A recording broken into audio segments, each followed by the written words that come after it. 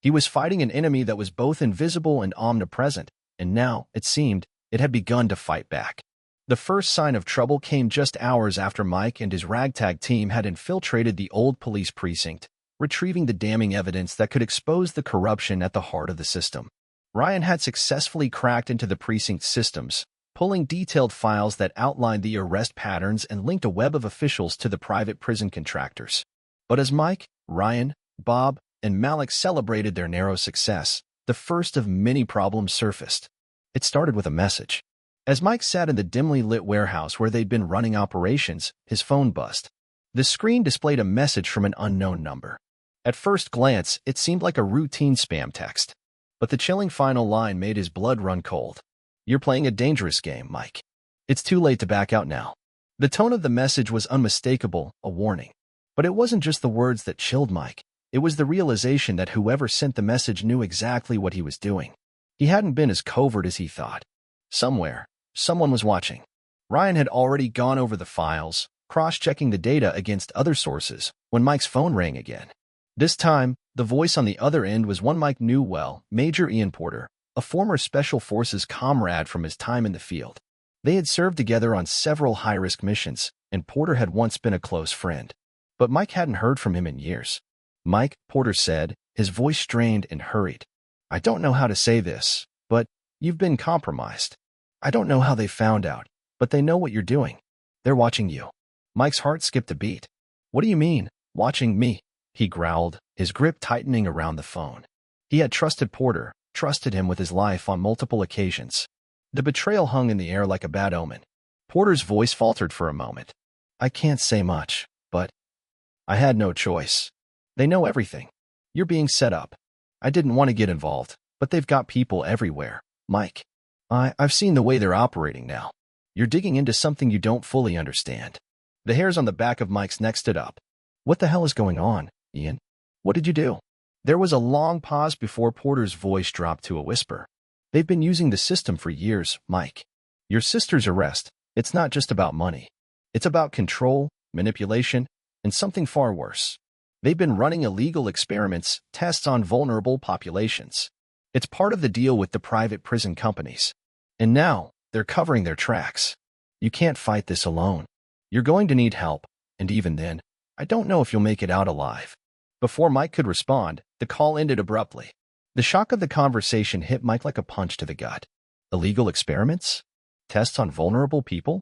His mind raced, the implications of Porter's words crashing into each other like waves in a storm. Everything he had uncovered so far had pointed to corruption and exploitation. But this was something else entirely. Whoever was behind this had a far more twisted agenda. Mike quickly turned to his team, who were all huddled around the table, reviewing the data. "We've got a problem," he said, his voice cold and steady. "We've been compromised. Someone in my past, someone I trusted, just warned me. The people we're going after, they've got eyes everywhere." Bob's face hardened. "So we've been exposed. What now?" Mike didn't have an answer, but his instincts screamed at him to move quickly. He had spent years navigating dangers in the field, and he knew when the stakes had gone from high to catastrophic. They couldn't afford to waste time. The system was already aware of their presence, and every moment they delayed brought them closer to being caught. "We need to get out of here now," Mike ordered. But before they could leave, the sound of sirens blared in the distance, growing louder by the second.